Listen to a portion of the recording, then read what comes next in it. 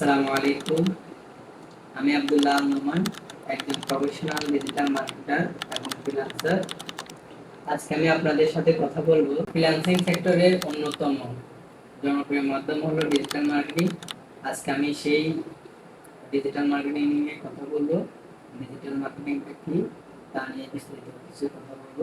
Digital marketing হলো অনলাইনে পণ্য বা সার্ভিস বিজ্ঞাপন প্রচার করায় বোঝায় ডিজিটাল মার্কেটিং। যদি আমরা একটু ব্যাখ্যা করে বলি তাহলে এখন সেটা হতে পারে সোশ্যাল মিডিয়ার মাধ্যমে, হতে পারে সার্চ ইঞ্জিন মার্কেটিং এর মাধ্যমে, হতে পারে সার্চ ইঞ্জিন অপটিমাইজের মাধ্যমে, আবার হতে পারে ইমেল মার্কেটিং এর মাধ্যমে।